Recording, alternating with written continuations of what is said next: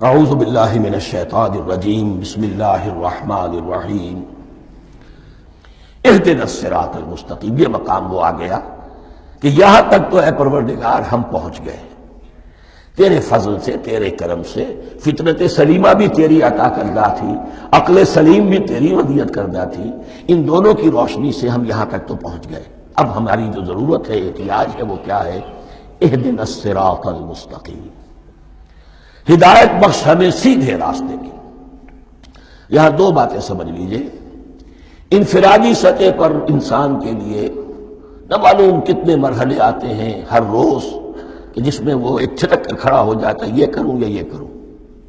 دو alternative سامنے آ رہے ہیں، فیصلہ کرنا مشکل ہو رہا ہے، قدم قدم پر ہدایت کی ضرورت ہے۔ اور اجتماعی طور پر نوع انسانی تین بڑے بڑے تمدنی مسائل میں واقعہ یہ ہے کہ تسلیم کر لیا جانا چاہیے کہ عقل انسانی اس کو راستہ نہیں دکھا سکتی۔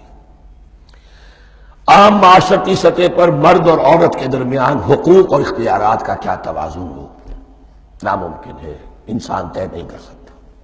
انسان یا مرد ہے یا عورت ہے۔ عورت سوچے گی اپنے لحاظ، اپنے جذبات کا، اپنے خیالات کا لحاظ رکھے گی، مرد کے جذبات و احساسات کا اس کا کوئی تصور ہی ممکن نہیں۔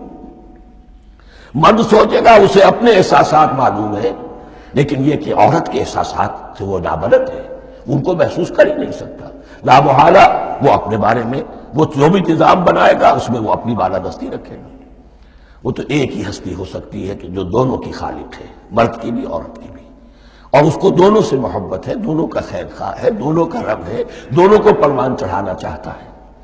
اسی طرح فرد اور معاشرہ یا ریاست، حکومت اور ریاست ہمیشہ یہ چاہتی ہے کہ سارے اختیارات ہمارے ہاتھ میں آ جائیں، ٹوٹلیٹیرین سوسائٹی ہو، بس ہم حکم دیں اور لوگ اس پر چلیں۔ افراد یہ چاہتے نہیں، ہمیں آزادی ہونی چاہیے۔ اب آپ دیکھیے کہ دنیا میں کتنے جھگڑے چلتے ہیں اسی پر، فریڈم فریڈم فریڈم۔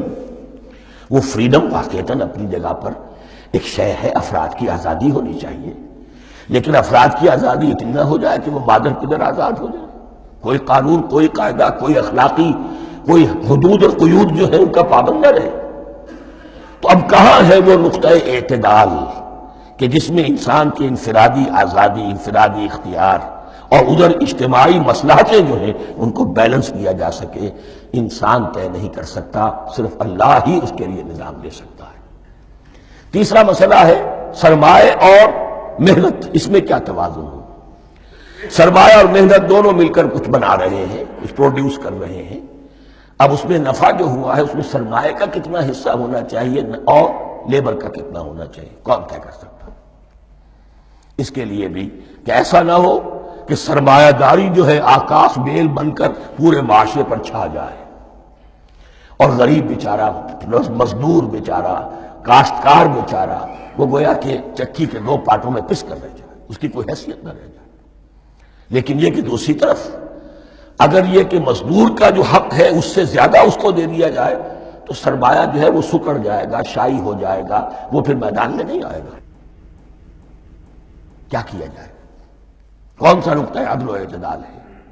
یہ تین مسائل ایسے ہیں، اہدنا الصراط المستقیم۔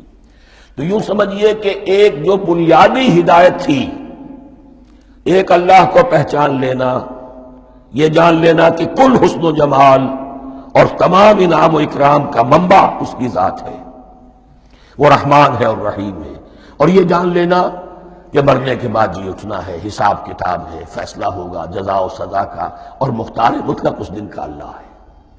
پھر یہ عہد کر لینا ایاک نعبد و ایاک نستعین۔ اس کے بعد دعا، پروردگار ہمیں ہدایت پر قائم رکھ، ہماری ہدایت میں اضافہ فرما۔ اس ہدایت کے لفظ کو سمجھ لیجئے، بنیادی ہدایت، تفصیلی ہدایت، قدم قدم پر ہدایت، ہدایت پر ہدایت۔ والذین اہتدوا زادہم ہدی، جو لوگ ہدایت کے راستے پر آتے ہیں اللہ ان کی ہدایت میں اضافہ کرتا ہے۔ تو یہ قدم قدم پر ہمیں ہدایت کی ضرورت ہے اور مرحلہ وار ضرورت ہے۔ ہدایت اس کو بھی کہتے ہیں کہ کسی نے آپ سے کوئی پتہ پوچھا، آپ نے کہا ادھر جانا، پھر دوسری گلی میں مڑنا، پھر جانا دو تین لائٹیں چلے جانا، پھر مڑنا، وغیرہ وغیرہ، یہ بھی ہدایت ہے، نظری طور پر آپ نے بتایا ہے۔ ایک ہدایت یہ ہوئی کہ بھائی میں چلتا ہوں آپ کے ساتھ، میں آپ کو وہاں تک پہنچا دوں گا تاکہ آپ کو دقت نہ ہو. آپ نے منزل تک پہنچا دیا. ان دونوں کے درمیان، یہ تو میں نے ایک فرد کی مثال دی ہے، اللہ اور بندے کے درمیان نہ معلوم کتنے مراحل ہیں ہدایت کے. تو کسی وقت بھی انسان اپنے آپ کو ہدایت خداوندی سے مستغنا نہیں سمجھ سکتا، اور نہیں تو پروردگار جو ہدایت دی ہے اس کو ہدایت پر قائم رکھ. کیا پتہ شیطان کا کوئی حملہ، کیا پتہ ہمارے نفس کی کوئی شرارت کسی ایسے رخ پر ہمیں ڈال دے کہ اب تک کی ساری کمائی بھی ضائع ہو جائے.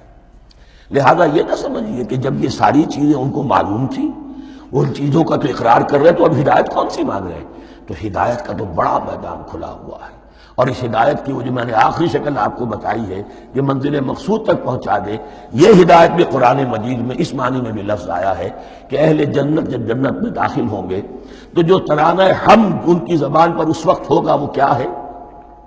الحمدللہ الذی ہدانا لہذا وما کننا لنہتدی لولا ان ہدانا اللہ.